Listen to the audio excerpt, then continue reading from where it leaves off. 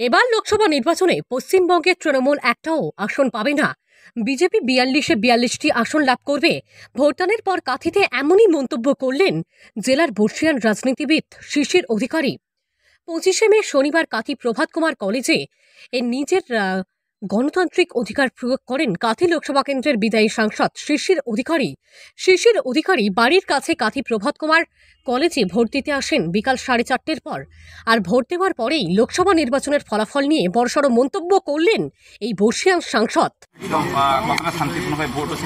যেহেতু এখানে খেলা দেখছি, ওই যেহেতু 1 নম্বরে সৌমেন্দু আছে, এমন সুন্দর করেছে, ওটা অন্ধকার আর বাকিটা আলো। 2 নম্বর থেকে আলো পড়ছে, 1 নম্বর থেকে আলো নেই। এখানে কোনো কি কারচুপি অভিযোগ উঠছে বলে মনে হয়? ওসব ছোটোখাটো করে কি আটকানো যাবে?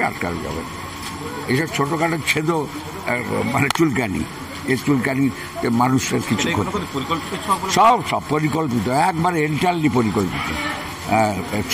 পূর্ব মেদিনীপুর জেলার কাঁথি লোকসভা কেন্দ্রটি নির্বাচনের শুরুর দিন থেকেই রাজ্যের রাজনীতির চর্চার বিষয়।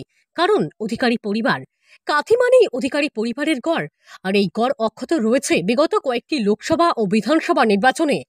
এবার এই কাঁথি লোকসভা কেন্দ্র থেকে বিজেপির প্রার্থী অধিকারী পরিবারের ছোট ছেলে সৌমেন্দু অধিকারী।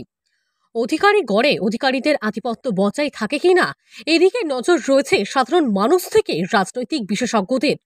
এই লোকসভা কেন্দ্রে বিদায়ী সাংসদ শিশির অধিকারী এবার ছেলের হয়ে প্রচারে বেরিয়েছিলেন।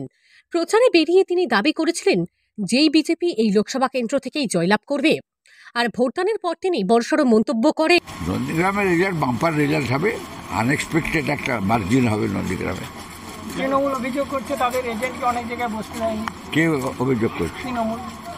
সেটা ওসব কথা ছাড়ুন, এজেন্ট পেলে বসাবে, না পেলে করতে পারবে। তোর নিজের ধারণা একটা সিটও ওরা জিততে পারবে না, 42-এ চলে যাবে।